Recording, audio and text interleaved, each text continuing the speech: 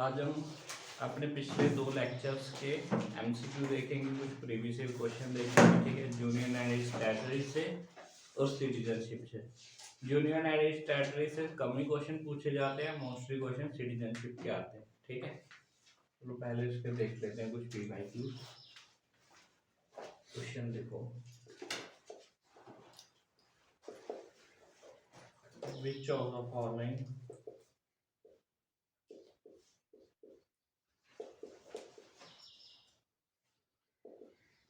is correct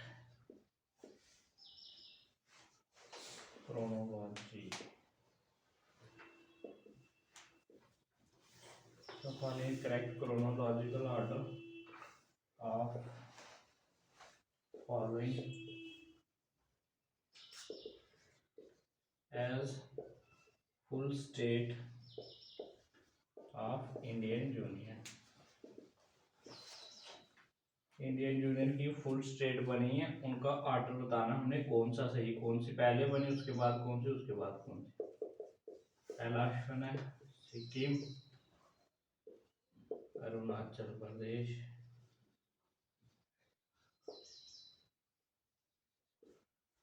B option है Nagaland, Haryana, Sikkim, Arunachal Pradesh. C option Sikkim,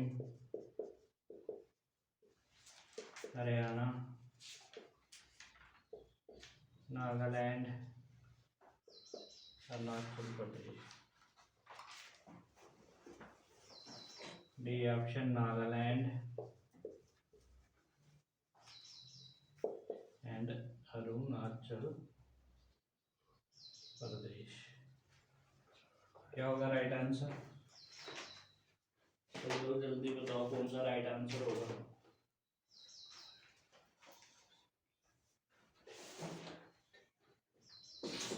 जल्दी बताओ।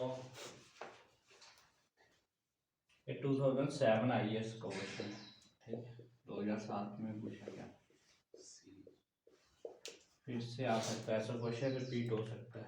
क्या होगी क्रोनोलॉजी? मैंने बताया था क्रोनोलॉजी चाल रख, ठीक है। इन सब में सबसे पहले कौन सी स्टेट बनी है? सिक्किम कब बनता है? वही 75 में, 1975। और नागालैंड 1963 में बनती स्टेट, आपको लिखवाई थी क्रोनोलॉजी, निकालो उसमें जहाँ पे लिखवाया था मैंने, कौन से ईयर में कौन सी बनती है, ठीक है। तो नागालैंड कब बनता है?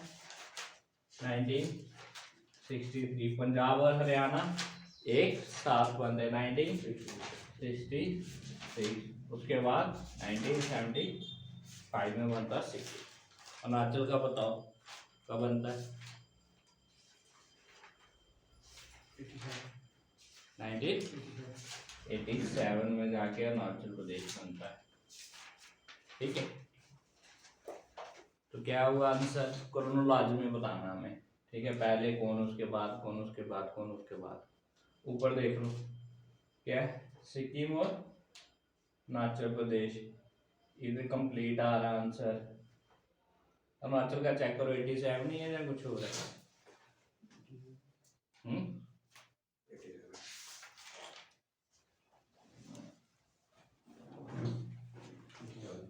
ऐसे तो नागालैंड फुल स्टेट बनने की बात की जा रही है। क्वेश्चन में एक और चीज है, पहले फुल स्टेट बनने की बात की जा रही है ना।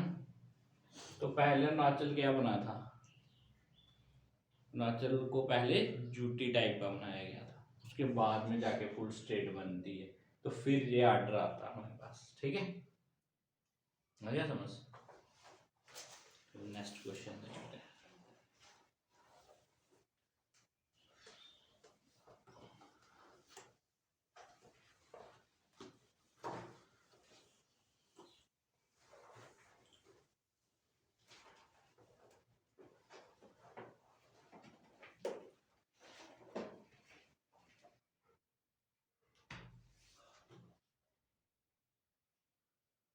अरुणाचल 87 में बनता है, ठीक है, सही है।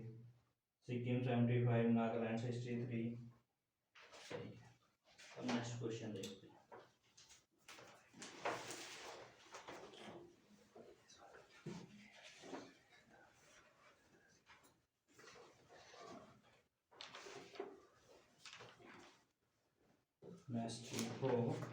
नेक्स्ट आपको नेक्स्ट क्वेश्चन में आपको स्टेट्स दी गई होंगी और इस साइड में दी जाएगी फुल स्टेटहुड।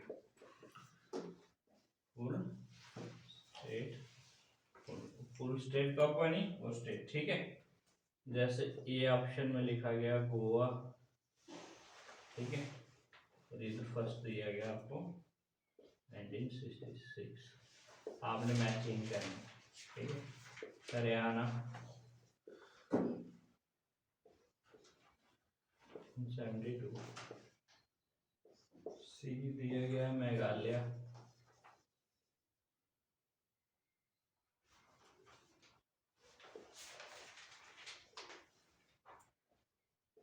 और ऑप्शन 1976, और डी दिया गया सिक्किम,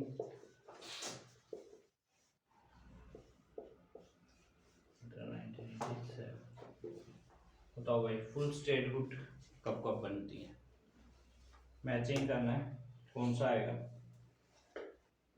ए के साथ कौन सा आया, गोवा कब बना है, गोवा अरुणाचल एक साथ बने थे, ठीक है, एक और स्टेट थी 387, फिर कौन सी बनती है, हरियाणा कब है, हरियाणा और पंजाब 66 में आया था, सिक्किम 75 में जाके 76 में बन जाती है, मेघालय 72, ठीक है। आपको ऐसे ही ऑप्शन दिए होंगे वो आप देख लो, ठीक है। आ गया समझ, ये आपको याद करना पड़ेगा, इससे क्वेश्चन ऐसा ही बनेगा, ठीक है। आपको क्रोनोलॉजी पूछेगा, सपने उतार लिया, उतार लो, नेक्स्ट क्वेश्चन देखिए।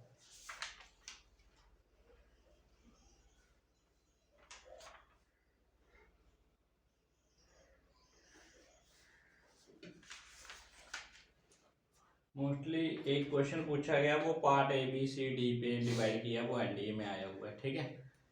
तो ये हो गया इससे। बाकी क्वेश्चन देखते हैं हम अपने सिटीजनशिप वाले चैप्टर से, सिटीजनशिप से क्या क्या क्वेश्चन आए हैं, ठीक है। इसमें आपको क्वेश्चन पता चल गया किस टाइप के आ रहे हैं, मोस्टली क्रोनोलॉजी वाले आएंगे, ठीक है, आपको वही याद रखना है। अब न्यू कॉन्स्टिट्यूशन पे एक्ट पे आ सकता है क्वेश्चन, ठीक है, उस पर पूछा जा सकता है क्यों वाला कब पास हुआ था,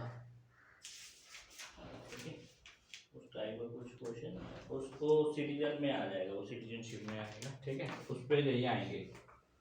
सेंट्रल स्टेट पे यूनियन एंड स्टेटरी में कमेटी से क्वेश्चन आ सकता है कई बार, ठीक है। स्टेट रीऑर्गेनाइजेशन एक्ट कब बना था, फर्स्ट लिंग्विस्टिक स्टेट कौन सी बनी थी, अरुणाचल प्रदेश, ठीक है। एक्ट 1956 में उसकी रिपोर्ट्स आती हैं, कितनी स्टेट और ड्यूटी बनती है, 14 स्टेट और 6 ड्यूटी बनती है। इस टाइप का कोई भी फैक्चुअल क्वेश्चन मैंने आपको ऑलरेडी बता दिया था। हम देखते हैं सिटीजनशिप से क्या क्या क्वेश्चन आए। जैसे क्वेश्चन पूछा उसने, अ गुड सिटीजन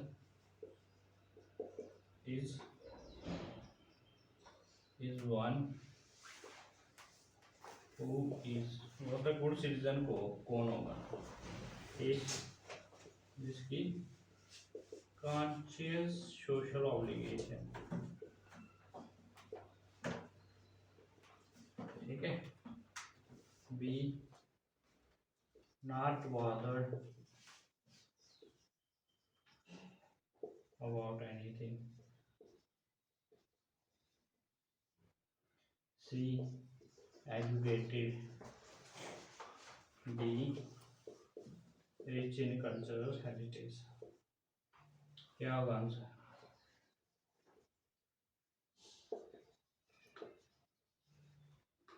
हेरिटेज, ये क्वेश्चन आया हुआ यस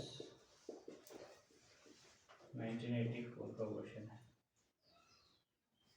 पूछ रहा कौन होगा एक अच्छा सिटीजन, कौन होगा, क्या वो एजुकेटेड पर्सन को बोलेंगे अच्छा सिटीजन, अगर बंदा एजुकेटेड है काम गड़बड़ कर रहा है, मोस्टली एजुकेटेड लोग ही काम गड़बड़ करते हैं, तो ये गलत बोलता है। रिच इन कल्चरल हेरिटेज, तो कल्चर की काफ़ी नॉलेज है, ये वो चीज़ें, सिर्फ उससे कोई अच्छा सिटीजन हो जाएगा? सिटीजन के लिए क्या चाहिए?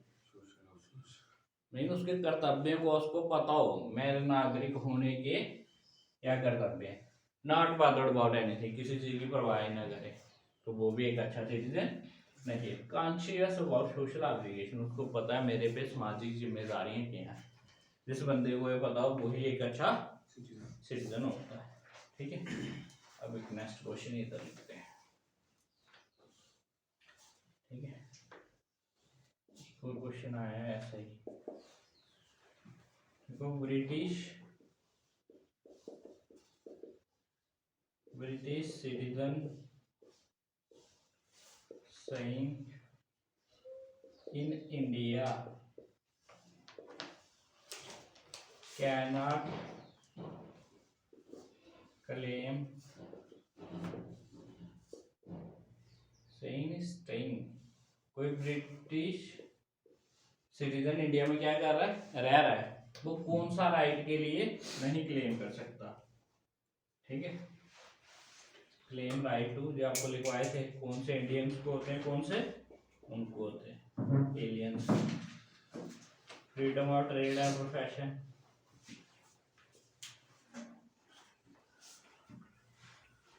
पार्ट देखो, equality before law,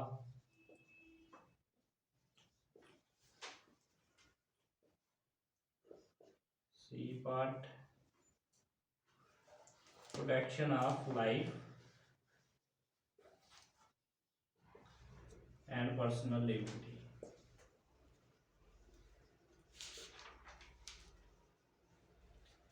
D part freedom of religion.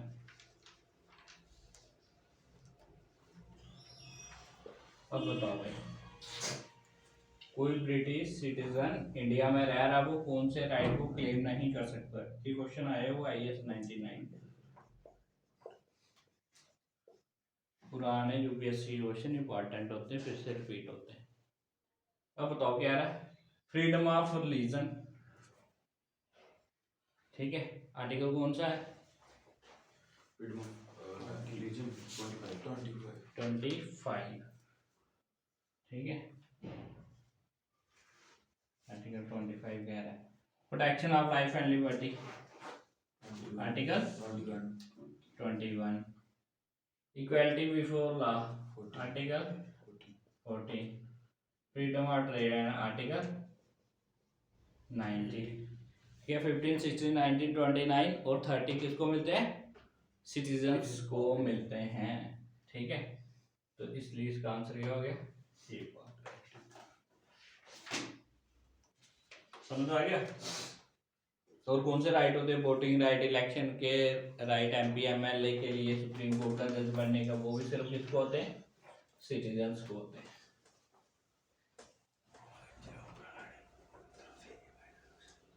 इस पे क्वेश्चन रिपीट होगा आपका बार बार कि कौन से राइट किसको मिलते हैं।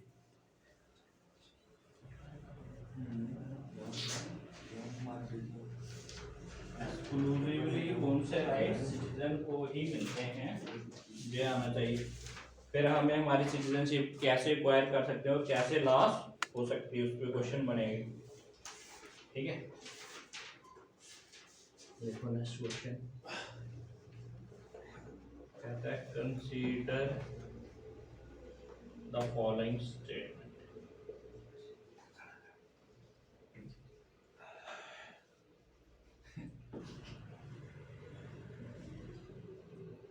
स्टेटमेंट्स को देखो, जैसे पहली है आर्टिकल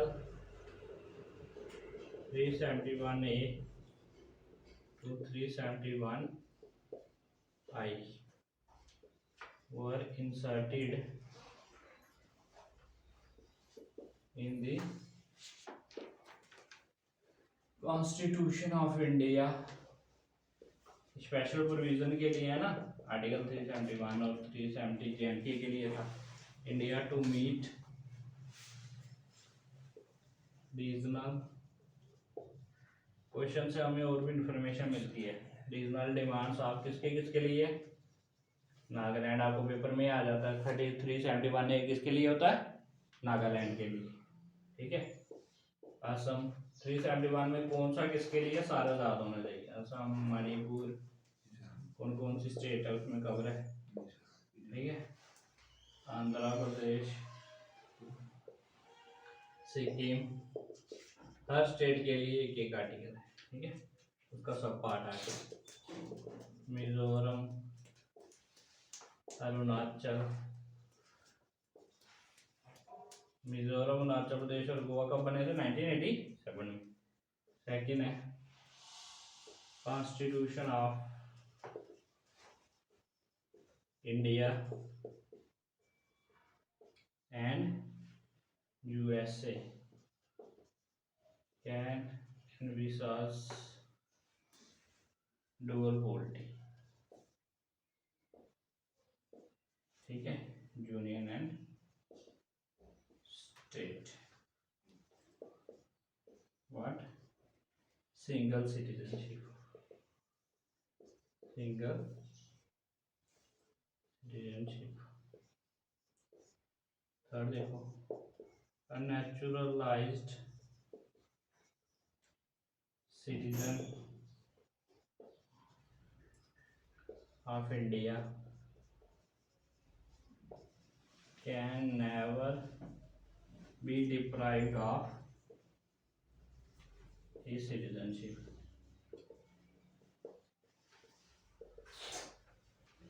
बताना कौन कौन सी स्टेटमेंट इसमें ट्रू है। पहला 1 only, B 2 only, C 1 and 3 only, D 1 2 and 3। ये 2005 का क्वेश्चन है, बड़ा अच्छा क्वेश्चन है। बताओ, पहली स्टेटमेंट बोलता है आर्टिकल 371 ए टू 371 आई तक हमें कॉन्स्टिट्यूशन में कौन कौन से रीजनल डिमांड के लिए किए गए? नागालैंड, असम, मणिपुर, अरुणाचल प्रदेश, नॉर्थ ईस्ट वाले सारे आएंगे, सिक्किम, मिजोरम, अरुणाचल प्रदेश, गोवा। ठीक है, ये सारी चीजें स्टेट इसमें स्पेशल प्रोविजन को दी। सही है गलत है? ये इनको दिए गए हैं प्रोविजन, ये तो सही हो गया। बोलता constitution of India and USA, दोनों को ध्यान रखो, इंडिया की बात भी कर रहा है और जीएस। जब भी क्वेश्चन ऐसा आए तो पेपर में क्या कर लेना, उनको अंडरलाइन कर लेना, मेन चीज होती है, ताकि हमें कंफ्यूजन ना हो रहे। फिर जब हम क्वेश्चन पढ़ते हैं हो सकता दिमाग में सिर्फ इंडिया का ही चलता रहे। ठीक है, दोनों को अंडरलाइन कर लो, सर्कल कर लो, आपको दिखता रहेगा कि फोकस किस पे करना है। एंड सेज डुअल पॉलिटी, बोलता है डुअल पॉलिटी है, मीन्स यूनियन एंड स्टेट। ठीक है, सही बात है, उधर भी यूनियन है इधर भी स्टेट है। But single citizenship, single citizenship कहाँ पे है? इंडिया में। अमेरिका में डुअल सिटीजनशिप, इधर गड़बड़ कर गया वो, सिंगल की जगह। ठीक है, सिंगल तो इंडिया में है सिर्फ। ठीक है, तो यूएसए में नहीं है, तो ये क्या हो गया? गलत हो गया, इतनी छोटी सी उसने गलती की है। ठीक है, बाकी स्टेटमेंट पूरी सही लिखी। A naturalised citizen of India can never be, कभी भी बोलता है स्ट्रीम स्टेटमेंट, उसकी सिटीजनशिप डिप्राइव नहीं हो सकती। ये तो भाई बात गलत है। हमने देखा कि अगर वो बाहर में किसका साथ दे, एनिमी का साथ दे, जहाँ उसको फॉरेन कंट्री में 2 साल के लिए ज़्यादा सजा हो जाए, जब वो कॉन्स्टिट्यूशन की वायलेशन करे, कॉन्स्टिट्यूशन के अकॉर्डिंग ना चले, तो उसकी सिटीजनशिप डिप्राइव की जा सकती है। इसलिए मैंने आपको डिटेल में बताया था। ठीक है, उसने इस स्टेटमेंट कितनी डिटेल में जाके पूछी है। ठीक है, नॉर्मल सा आपको नहीं मिलेगी। हो गया, समझ आ गया?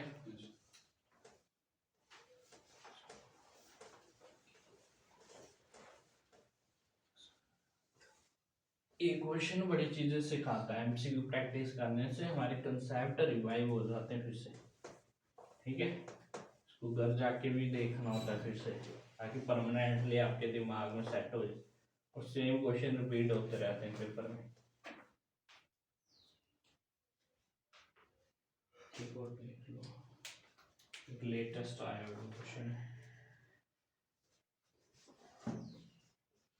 So with the reference to India, India के रेफरेंस में हमें बताना है, with reference to India consider the following statements.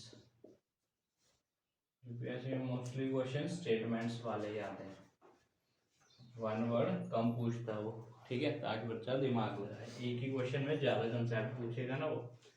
पहली स्टेटमेंट क्या है, there is only one citizenship and one domicile. ये भी बड़े बच्चों ने गलत किया था। 2000 लेटेस्ट क्वेश्चन आईएएस का 2021 का, ठीक है। बोलता है एक ही सिटीजनशिप है और एक ही डोमिसाइल है। A citizen by birth only can become the head of state।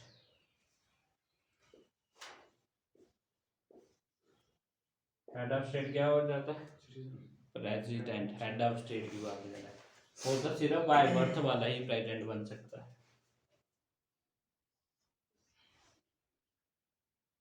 वो फॉर्मर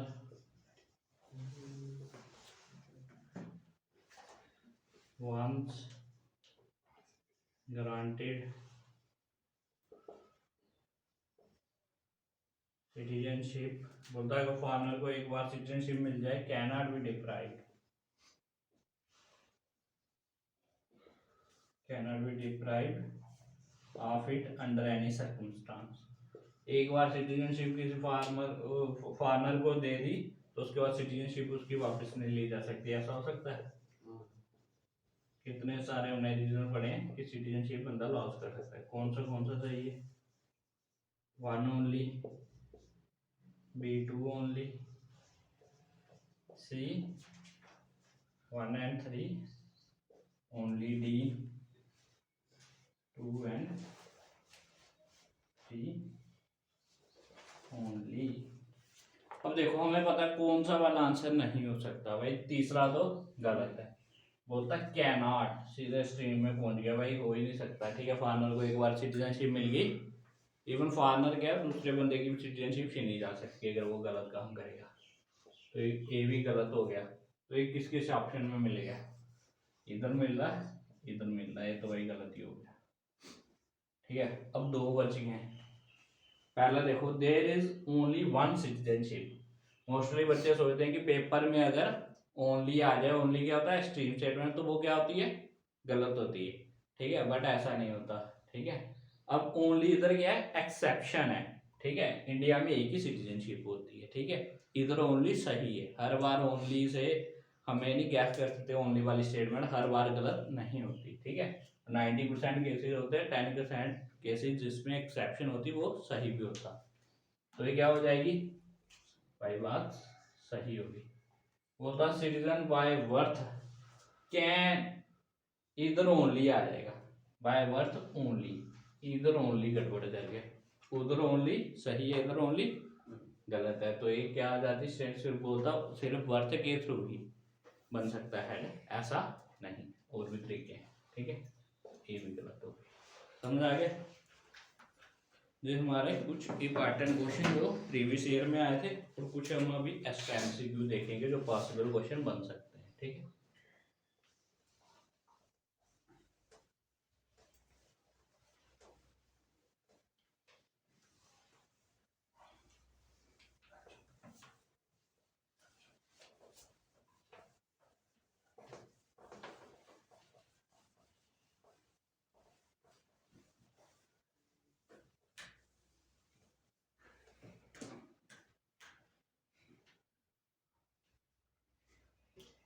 इसमें हम देखते हैं कुछ question.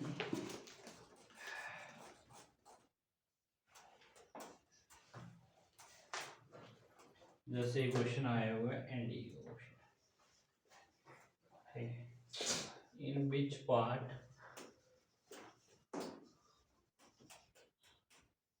of the constitution details of citizenships detail of citizenship are mentioned. किस पार्ट में? एनडीए का 2008 का क्वेश्चन है।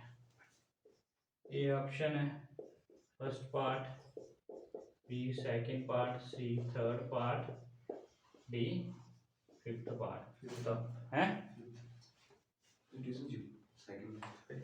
मैंने बताया था पहला पार्ट कौन से आर्टिकल तक डील करता है? First to four. ठीक है, तो सेकंड पार्ट के अंदर।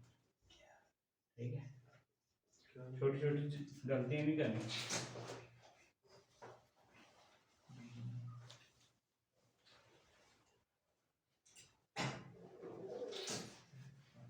एक थोड़ा सा conceptual question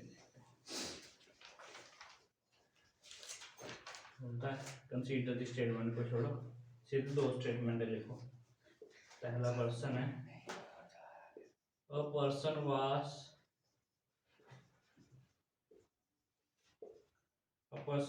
born on 1st of July. Person was born on 1st of July. नहीं, sorry, 1st of July नहीं. Person was born on 26th Jan 1951. 51 in Rangoon. Rangoon कहाँ पे पड़ता है? हाँ। Whose father was a citizen of India by birth। Father को citizen बताना है at the time of his birth is deemed to be an Indian citizen by descent। क्या statement सही है? दूसरी स्टेटमेंट देखो, a person who was descent का देखो क्या लिखवाया था? person who was born on July 1, 1988 in Itanagar. Itanagar India में फॉरेन में है? Whose mother is a citizen of India। कि मदर बोल रहा सिटीजन थी इंडिया की। ठीक है, एट द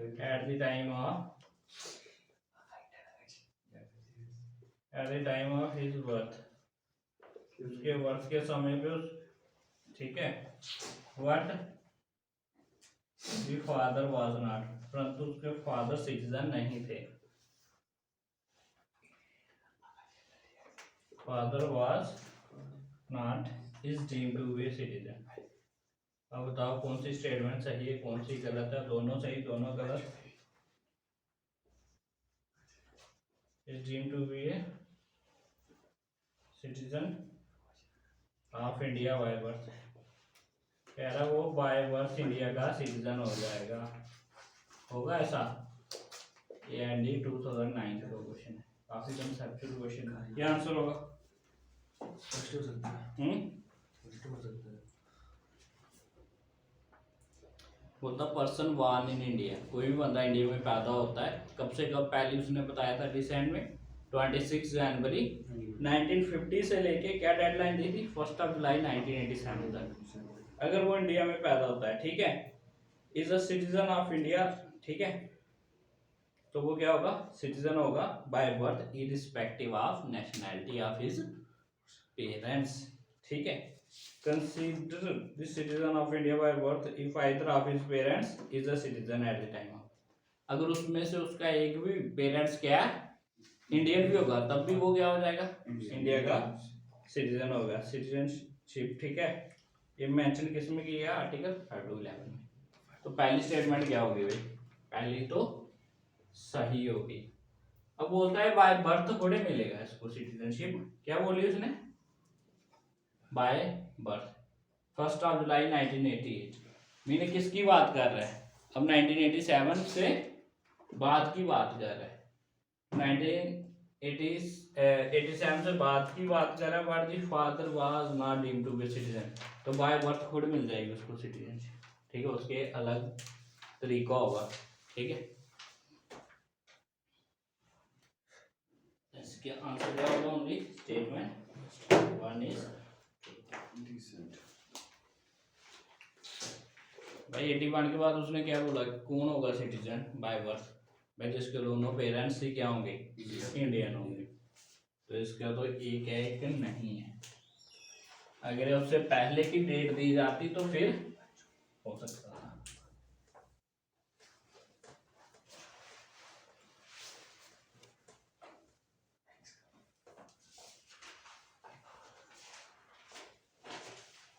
एनडी के क्वेश्चन भी काफी इंसाइटफुल क्वेश्चन आते हैं एनडी में।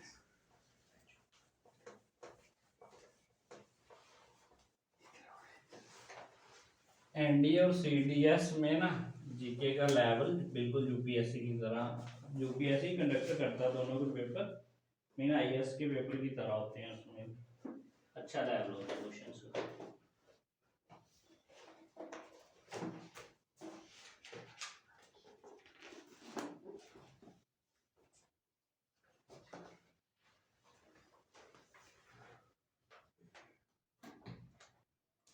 जैसे एक और question, under which are the following condition can citizenship,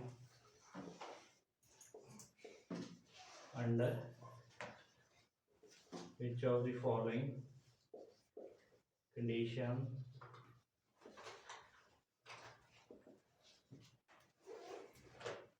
can citizenship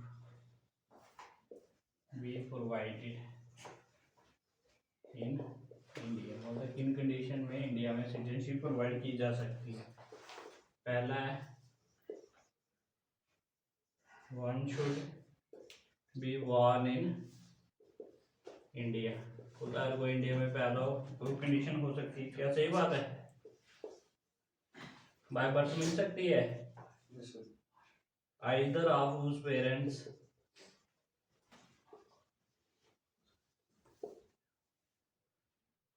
was born in India, उसको बोलता कोई पेरेंट किस में बॉर्न होना चाहिए, इंडिया में, बाय डिसेंट मिल सकती है उसको। ठीक है, थर्ड बोलता है who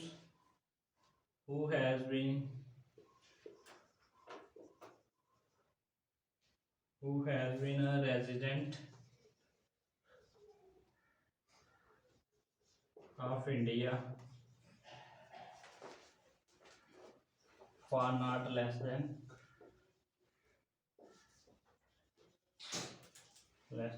5 years। तक कौन कौन सी स्टेटमेंट प्रूव है। ठीक है,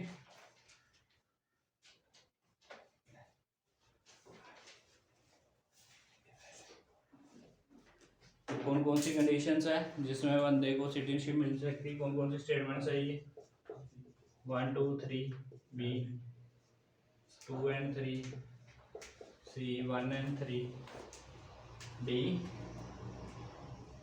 1 ओनली। तो कौन सी होगी, सी पार्ट इसका आंसर होगा। ये भी एनडीए होता है 2010 का, सी पार्ट कैसे होगा, one should be born in India, India में पैदा होगा तो ऑटोमेटिकली सिटीजन, उसके पेरेंट होंगे तो डिसेंट से सिटीजन। बोलता who has been resident of India for not less than 5 year, उसने बोला कम से कम 11 साल का तो पहले माइग्रेंट के लिए क्राइटेरिया था। दूसरे लोगों के लिए क्या है, जो भी किसके लिए सिटीजनशिप के लिए अप्लाई करेगा उसको उससे पहले कितने साल इंडिया में कम से कम रहना होना चाहिए, 5 साल तो भाई इंडिया में रहा होगा, फिर बाकी उसमें और भी एडिशंस है। ठीक है, तो इससे क्या हो जाएगा, वो इंडिया का सिटीजन हो जाएगा। नेक्स्ट क्वेश्चन देखते हैं।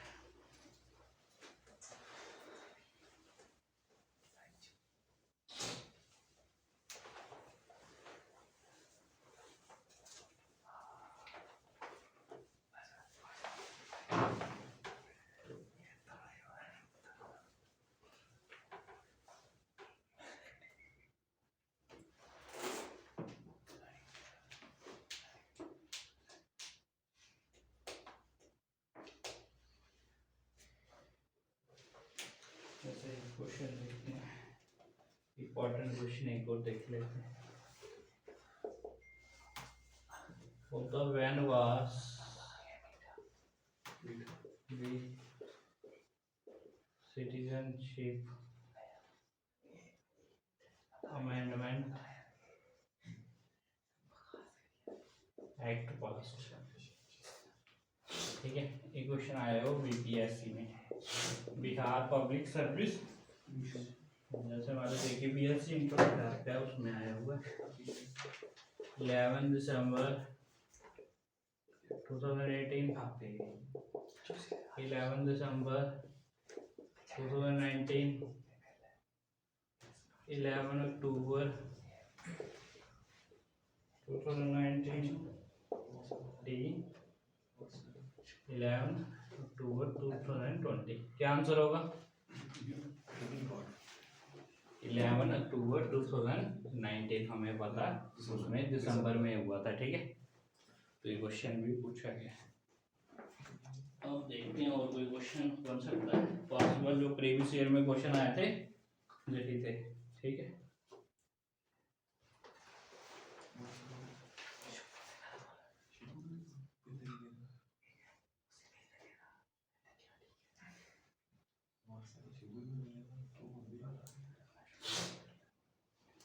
बोलता विच ऑफ द फॉलोइंग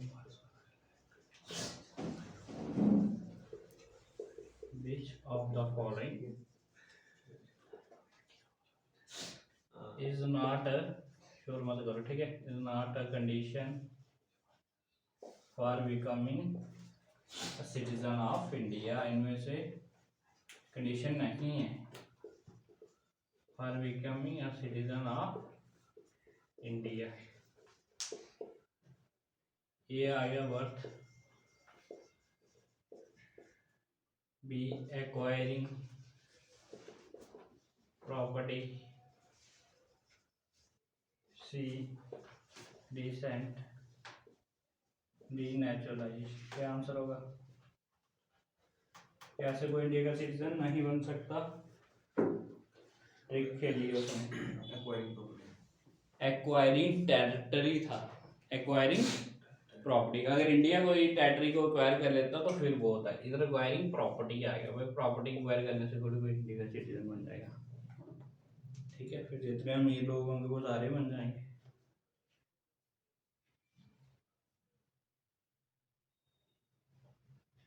ठीक है,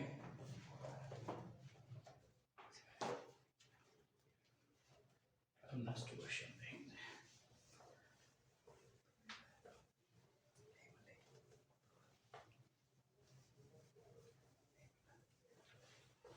आर्टिकल पढ़ लेना इसके, ठीक है, 5 से 11 आर्टिकल आपको रटे हुए होने चाहिए।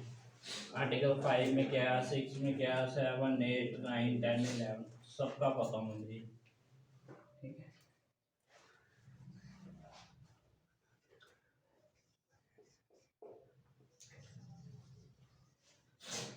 which of the following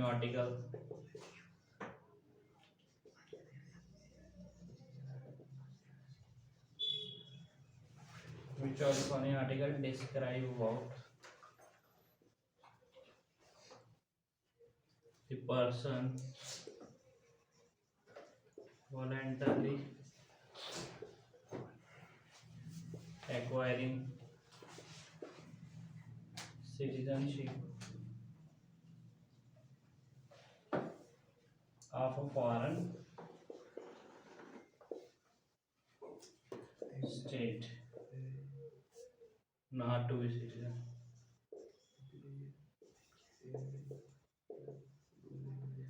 अब आंसर लिखो। 5th article, B 6 7 8 3 9। क्या होगा आंसर? कौन से आर्टिकल में कहा गया है कि बंदा अगर दूसरी कंट्री की सिटीजन ले लेगा इंडिया की ऑटोमेटिक चले जाएगी? आर्टिकल 9 की बात की गई है। ठीक है,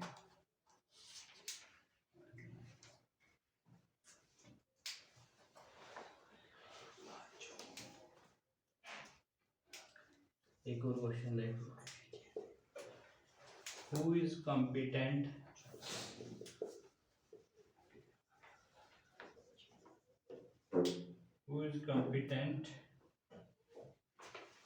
to prescribe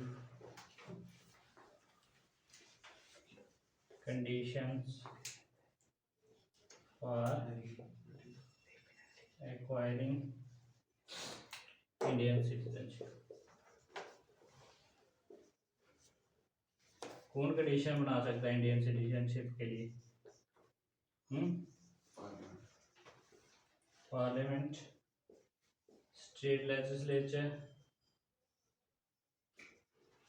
असिस्टेंट ग्रेड का क्वेश्चन है, प्रेसिडेंट या अटॉर्नी जनरल? कौन होता है? पार्लियामेंट, आपको बताया भी था।